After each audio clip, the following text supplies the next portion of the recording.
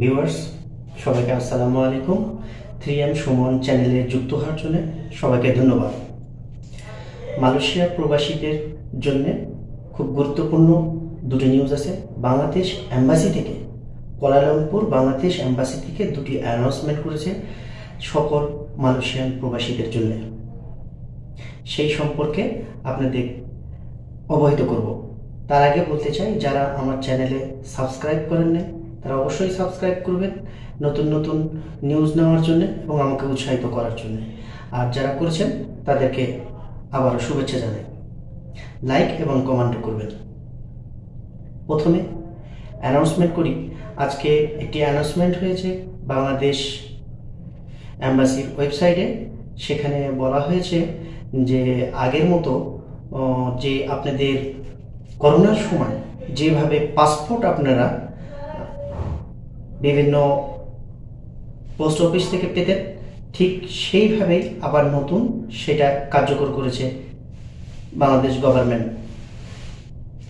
যে আগে আপনারা নিজে যে কুয়ালালামপুর এম্বাসি থেকে পাসপোর্ট নিতে হতো, সেই সুযোগ এখন আর নেই।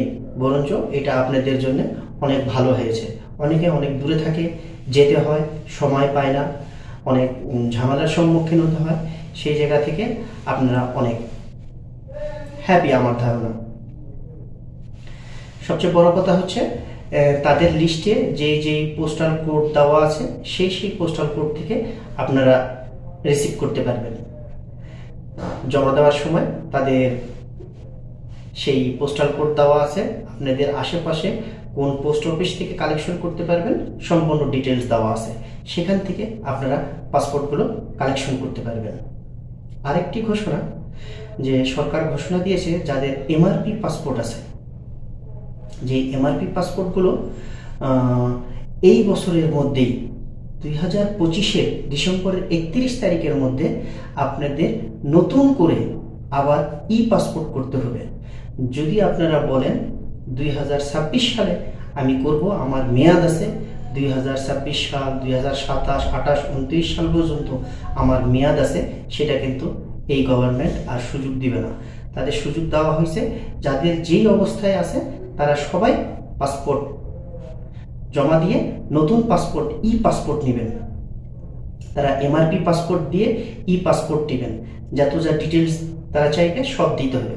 সবচেয়ে গুরুত্বপূর্ণ কথা হচ্ছে, যাদের পাসপোর্টে বিভিন্ন ভুল আছে, নামের ভুল, এমডির পরে ডট কিংবা নেই, বাবার নাম ভুল, মায়ের নাম ভুল, বয়সের সমস্যা, এই ধরনের যদি কোনো সমস্যা থেকে থাকে সেটাও সংশোধন করতে পারবেন।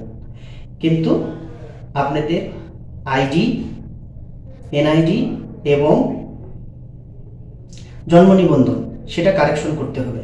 বাংলাদেশ থেকে যেভাবে হোক আপনারা কারেকশন করে নেবেন। বাংলাদেশে টাকার মাধ্যমে হোক, আত্মীয় স্বজনের মাধ্যমে, যে যেভাবে করতে পারে আপনারা করে নেবেন। যেই পাসপোর্টটা আপনাদের ভিসা লাগানো আছে সেই পাসপোর্ট অনুযায়ী সব কিছু করবেন। কারণ নতুন করে যদি আবার করতে যান তাহলে আগের যে ভিসাটা আছে সেই ভিসাটা রিজেক্ট হয়ে যাবে।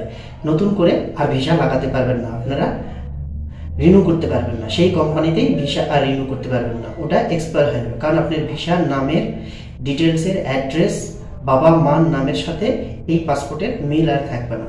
সোজা কথায় আপনার এমআরপি পাসপোর্টে যা যা আছে সেই অনুযায়ী আপনারা জন্ম নিবন্ধন করবেন, আর না হলে আপনাদের এনআইডি সংশোধন করবেন। সেগুলো জমা দিয়ে এখনো সময় আছে, মার্চের 1 তারিখ থেকে এটা কার্যকর হচ্ছে। অবশ্যই আপনারা এই গুরুত্বপূর্ণ জিনিসগুলো কালেকশন করে জমা দিবেন। আর জমা দিলে তাহলে আপনারা ই পাসপোর্টটা করতে পারবেন খুব দ্রুত। আর এই ই পাসপোর্ট মানে আপনাদের পাসপোর্টের অনেক ভ্যালিডিটি বেড়ে গেল, আপনারা সহজেই অনেক কিছু করতে পারবেন। তা আরও নতুন নতুন তথ্য নিয়ে আপনাদের অনেক কিছু জানাবো। আমার সাথে থাকবেন, সাবস্ক্রাইব করে সবসময় নতুন নতুন নিউজ পেতে থাকবেন। আল্লাহ হাফেজ।